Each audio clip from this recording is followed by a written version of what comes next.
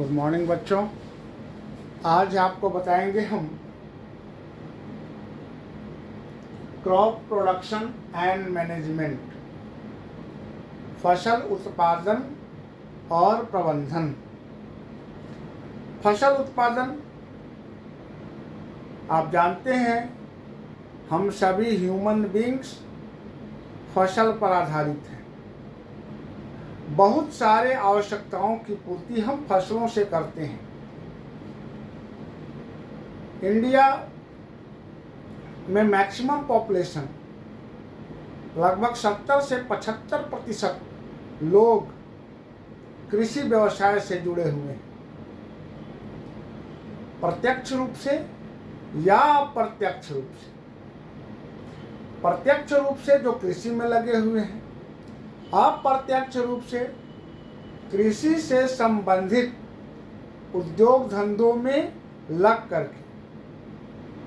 तो इस तरह से भारत एक कृषि प्रधान देश है और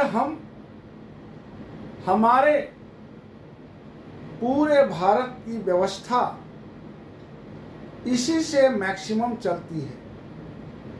जैसे इसका आकलन कैसे किया जाता है कि भारत अपने प्रॉफिट का खेती से कितना % प्राप्त करता है, तो यह आकलन जीडीपी से किया जाता है, ग्रॉस डोमेस्टिक प्रोडक्ट। तो भारत के जीडीपी में कृषि व्यवस्था का, खेती का 40% योगदान है, जो बहुत बड़ा है। इसलिए भारत को कृषि प्रधान देश कहा जाता है और मैक्सिमम लोग इसमें जुड़े हुए, उत्पादन कर रहे।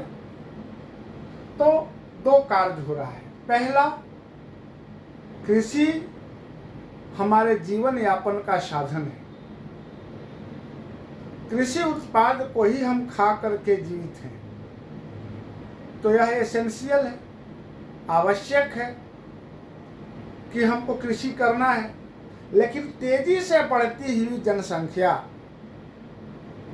को आवश्यकता ज़्यादा से ज़्यादा फूड मटेरियल को या अन्य और भी कृषि उत्पाद की आवश्यकता है। कैसे पूरा किया जाएगा? तो इसको पूरा करने के लिए पर्याप्त मैनेजमेंट की आवश्यकता है, उचित प्रबंधन की आवश्यकता है। अगर हम सही प्रबंधन ना करें तो उत्पादन बढ़िया नहीं होगा। जैसे सीधे सीधे हम कह सकते हैं कि कैसे हम उत्पादन करते हैं। भारत में अक्सर देखा जाए तो 3 तरीके से होता है उत्पादन। पहला, कहते हैं कि नो कॉस्ट प्रोडक्शन। बहुत ऐसे किसान हैं जो कृषि करते जरूर हैं, लेकिन उसमें एक्सपेंस नहीं करते, खर्च नहीं करते। तो जब खर्च नहीं कीजिएगा तो पर्याप्त प्रोडक्शन नहीं होगा। दूसरे प्रकार के हैं, वो लो कॉस्ट प्रोडक्शन है।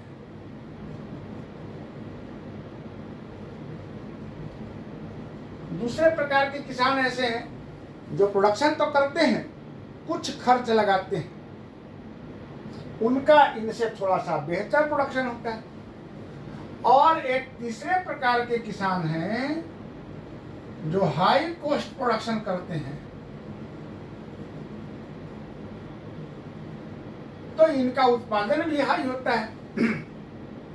ये हाई कॉस्ट कैसे हो जाता है? मशीनरी का इस्तेमाल करते हैं, कम समय में ज़्यादा खेती करते हैं, आधुनिक तकनीक का इस्तेमाल करते हैं, चाहे वह इरिगेशन हो, चाहे बुआई हो, हार्वेस्टिंग हो।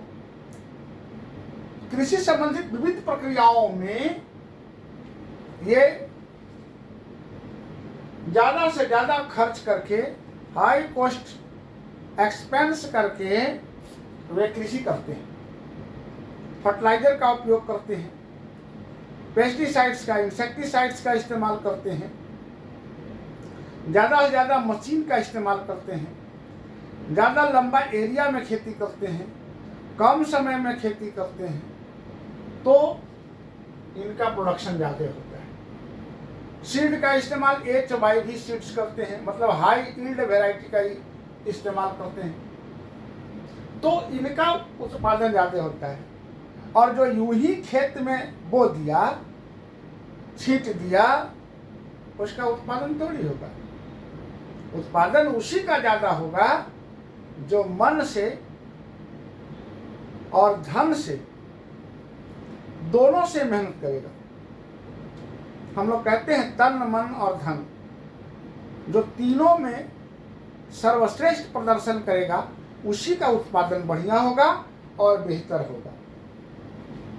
तो मैनेजमेंट अगर बढ़िया होगा तभी इस बढ़ती हुई जनसंख्या की आवश्यकताओं की पूर्ति जो कृषि से होती है, चाहे वह फूड संबंधित हो, क्लॉथिंग का हो, मेडिसिनल प्लांट हो, बिवरेज हो, टिम्बर का हो, चाहे किसी भी स्पाइसेज हो, मसाले हों, तो किसी भी क्षेत्र में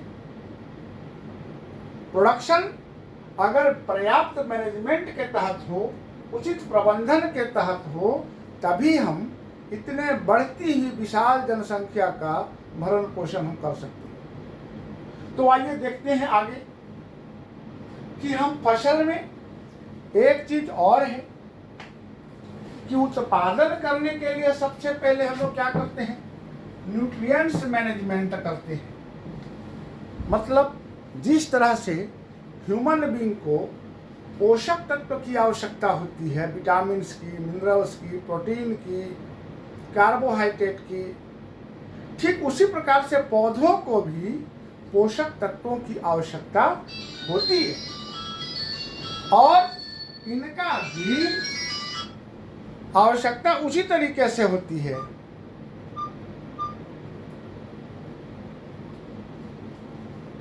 और बहुत सारे पोषक तत्व इनको भी चाहिए, प्लांट को भी चाहिए। तो चलिए हम देखते हैं कि इनको कौन सा पोषक तत्व की आवश्यकता होती है।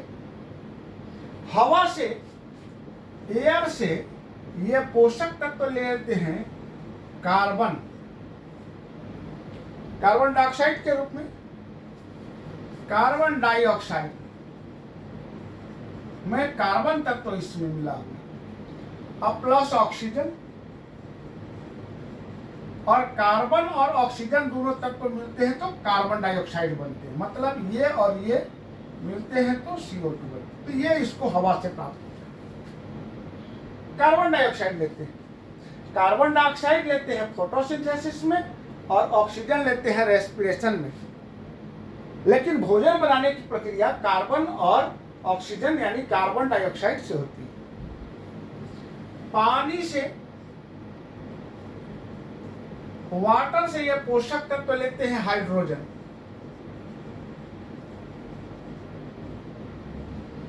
हाइड्रोजन लेते हैं। और जमीन से, सॉइल से क्या लेते हैं, मिट्टी से। एयर, वाटर और सॉइल किसी भी प्लांट के विकास में सहायक होते हैं। तो एयर से क्या लिए, कार्बन और ऑक्सीजन, कार्बन डाइऑक्साइड। पानी से क्या लिए, हाइड्रोजन। और इसके बाद देखिए कि ये वाटर से क्या, सॉइल से क्या लेते हैं, तो सॉइल से ये दो प्रकार के पोषक तत्व लेते हैं। पहला लेते हैं मैक्रोन्यूट्रिएंट्स,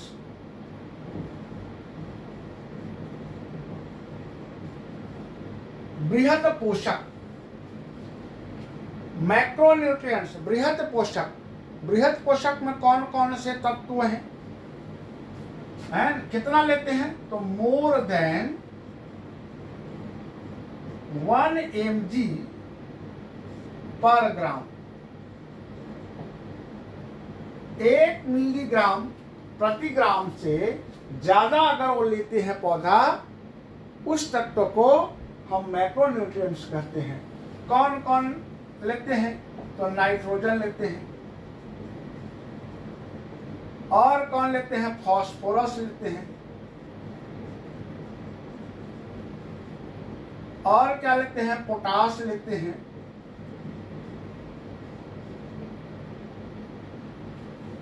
नाइट्रोजन हो गया, फास्फोरस हो गया, पोटास हो गया, और क्या लेते हैं, कैल्शियम,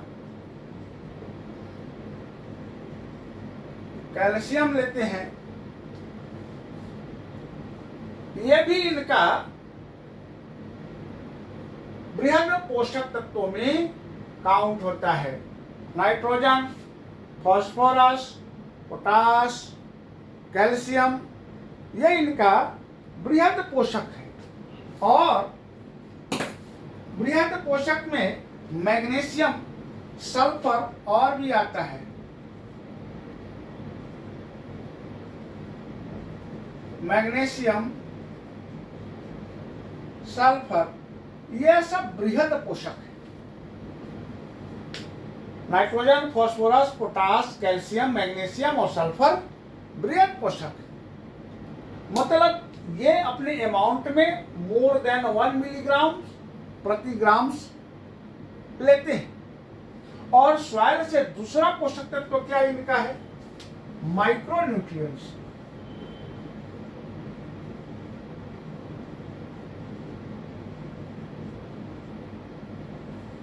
सॉइल से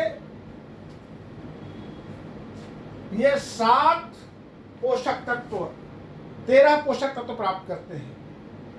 तो 6 पोषक तत्व इनका मैक्रोन्यूट्रिएंट्स होता है और 7 पोषक तत्व माइक्रोन्यूट्रिएंट्स होता है। और कौन कौन से लेते हैं ये, जमीन से तो जिंक लेते हैं, और क्या लेते हैं, कॉपर लेते हैं, और क्या लेते हैं, आयरन लेते हैं, और इनका है मैग्नीज,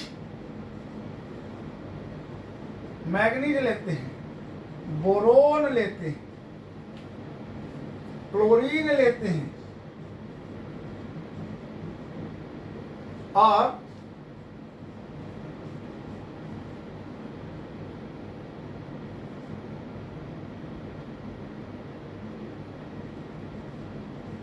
मोलिब्डेनम लेते हैं, मोलिब्डेनियम कहते हैं इसको।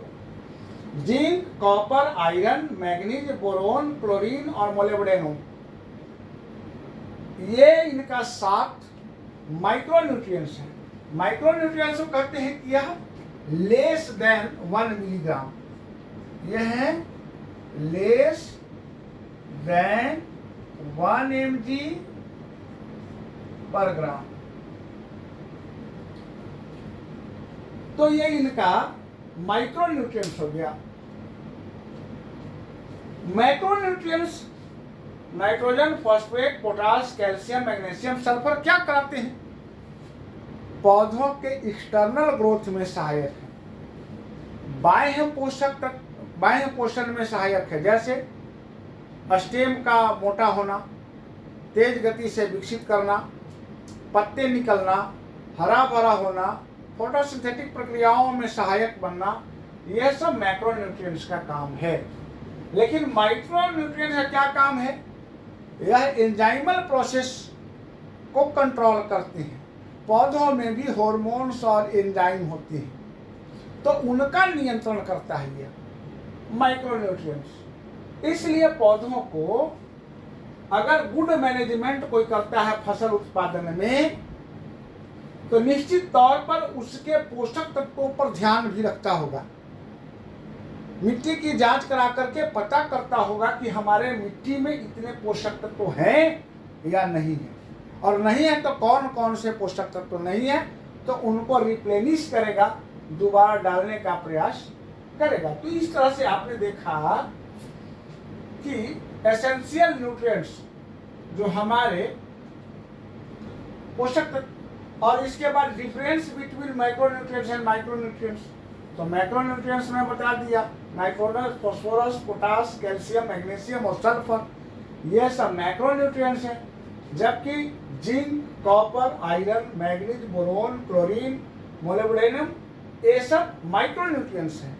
मैक्रो का अमाउंट होता है मोर देन 1 मिलीग्राम प्रति ग्राम जो खाद होगा सॉलिड मटेरियल, उसमें इन पोषक तत्वों की मात्रा 1 मिलीग्राम से ज़्यादा होगा, जबकि माइक्रोन्यूट्रिएंट्स का जो खाद होगा उसमें इन तत्वों की मात्रा 1 मिलीग्राम से कम होगा।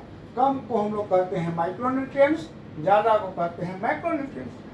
मैक्रोन्यूट्रिएंट्स वाले पोषक तत्व पौधों के एक्सटर्नल ग्रोथ में सहायक है, जबकि माइक्रोन्यूट्रिएंट्स के पोषक तत्व पौधों के इंटरनल ग्रोथ में सहायक है, एंजाइमल प्रोसेस को कंट्रोल करता है। इसके बाद है मिनरल रिप्लेनिशमेंट, मतलब हम सॉइल की मिट्टी की जांच कराते हैं और जांच करा करके पता करते हैं कि किस पोषक तत्व की कमी है उस मिट्टी में, और जिस पोषक तत्व की कमी होती है उस पोषक तत्व की हम उसमें भरपाई कर लेते हैं, बाहर से डाल देते हैं।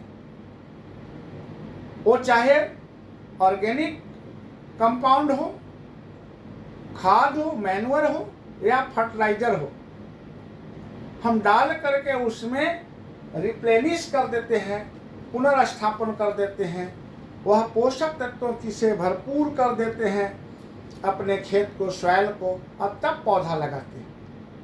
अगर ऐसा हम करते हैं पूरे प्रबंधन के साथ, तो खर्च तो लगेगा लेकिन उत्पादन भी पर्याप्त मात्रा में होगा। इसलिए क्रॉप मैनेजमेंट में पोषक तत्वों का मैनेजमेंट, इरिगेशन मैनेजमेंट, हार्वेस्टिंग, ये सब बहुत मायने रखता है कि समय पर हम उसका बुआई किए कि नहीं, समय पर सिंचाई किए कि नहीं, और समय पर कटाई किए कि नहीं। अगर ऐसा नहीं करेंगे तो जो आशा रखे हुए हैं कि हमको मैक्सिमम उत्पादन हो जाए, तो ऐसा नहीं होगा। इसलिए किसानों के लिए क्रॉप प्रोडक्शन और मैनेजमेंट अति आवश्यक है, और हम सबको भी, चूँकि भोजन के लिए हम उसी पर आधारित हैं, उसी पर निर्भर हैं, इसलिए हम सबको भी सपोर्ट करना चाहिए किसानों को, ताकि किसान मैक्सिमम मात्रा में अनाजों का उत्पादन करें, अन्य फूड मटेरियल का उत्पादन करें, और हम सबको लालन पालन में सहायक बने। तो इस तरह से हम क्रॉप प्रोडक्शन और मैनेजमेंट आपको बताया। धन्यवाद।